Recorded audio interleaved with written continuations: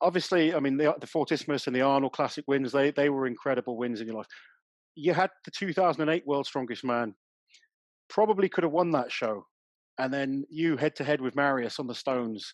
That was probably your chance to win the Worlds. Take me back to that event.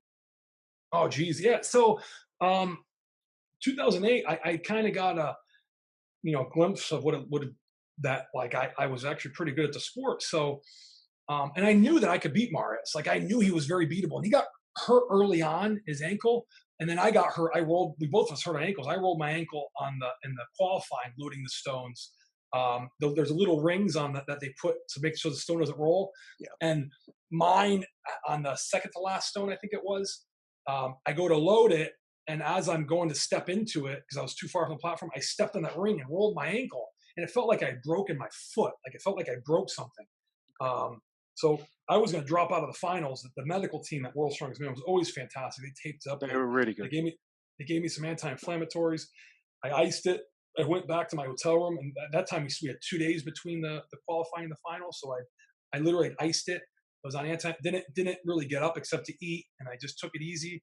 I went to got to the final, um, and I was kind of written off, and starts with the power stairs and everyone, and they put me in the second group, which means they're not really expecting much of a battle. Yeah. Or, I'm sorry, the first group.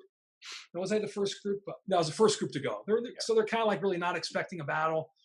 Um, I start off and everyone just kind of gets ahead of me. It's 30 steps, the power stairs with whatever the 225 kilo block. That was a brutal event. I remember 2008 was my first Worlds. I remember watching it. I didn't make the final, but I stayed to watch it. It was horrible, horrible event.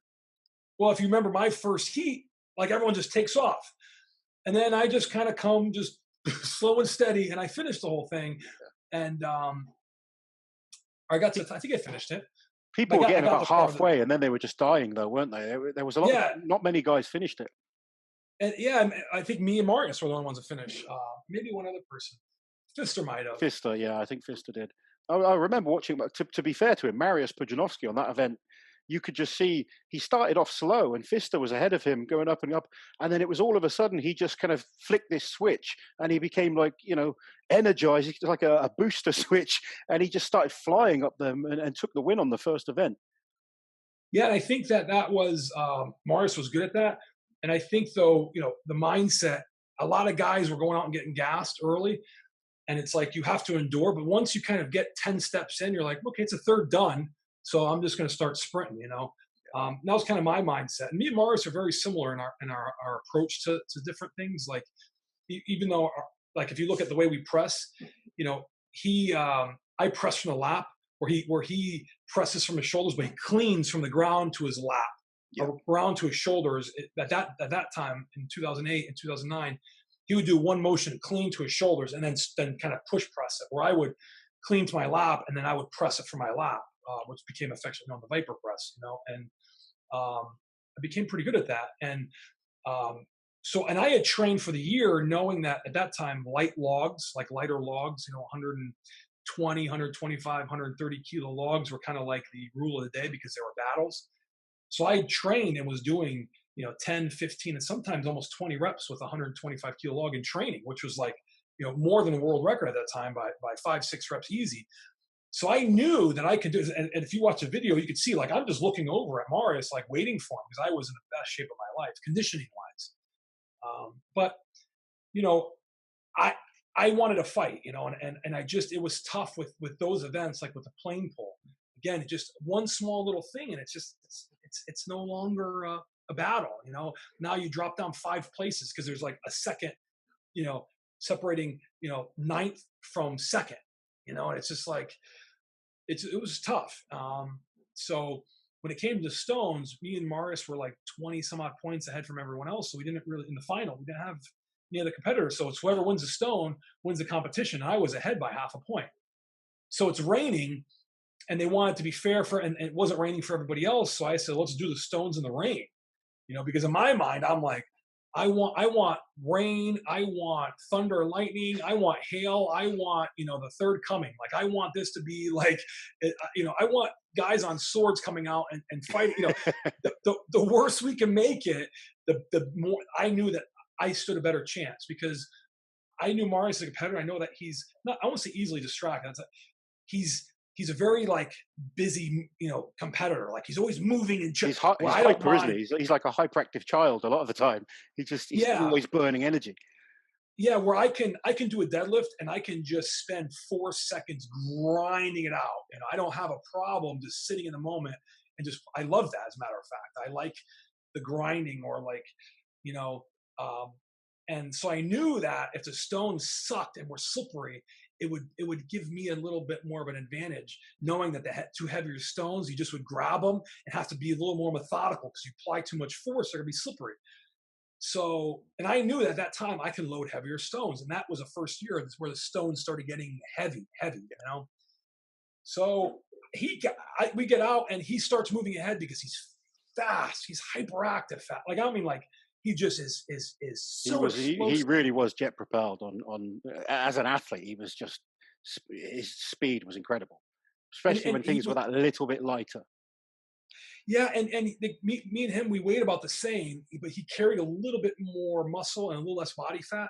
I wasn't fat by any stretch of imagination, but No, you he certainly just was weren't fat. yeah, but he was just he Yeah. looked like a bodybuilder, and I He, look like an athlete. I had a little bit of body fat, not a lot, but I can.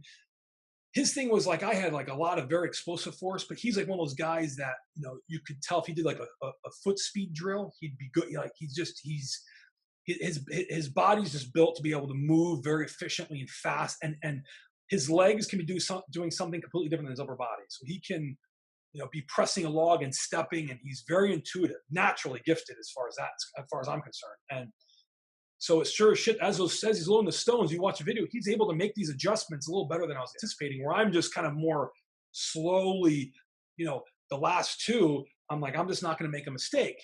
And I see him, I'm to the last one a little bit quicker.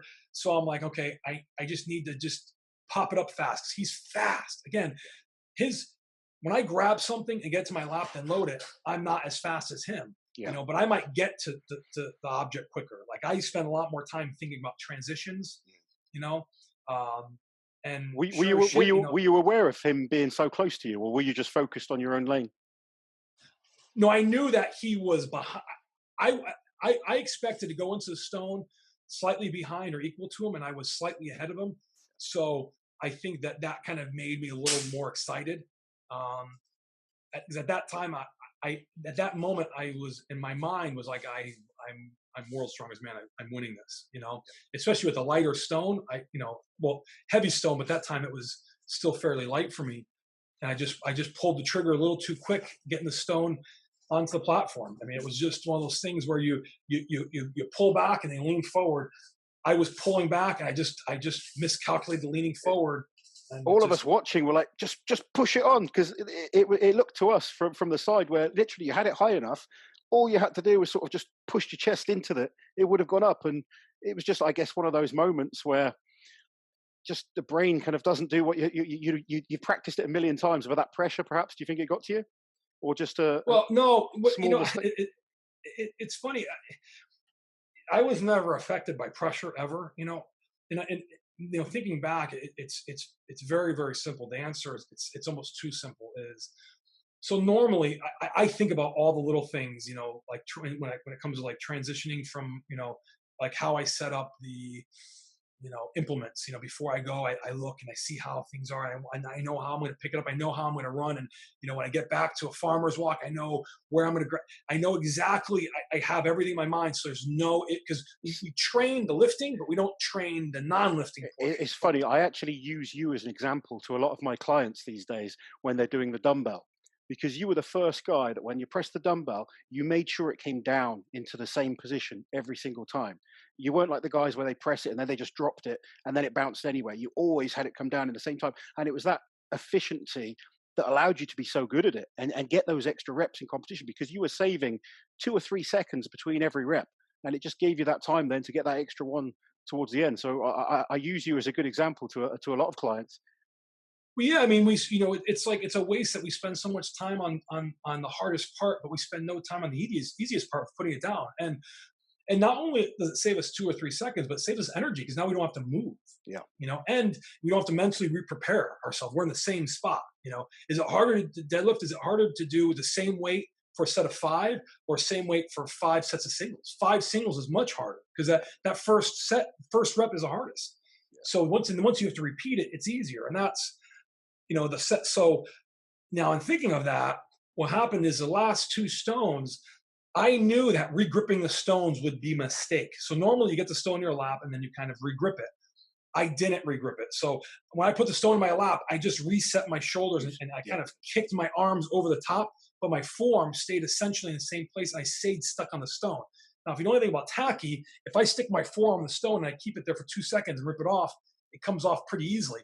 Now, if I keep my forearm on the stone for 5 or 6 seconds, now it's and I'm pushing, it sticks a little more. And that the part of the stone where you're holding on to it the most for me is in the lap. Pulling it from the ground to lap, I'm squeezing it really hard. Lap to the box, I'm more pulling it in. My forearms aren't doing as much as my hands and sticking my body into the stone. Yeah.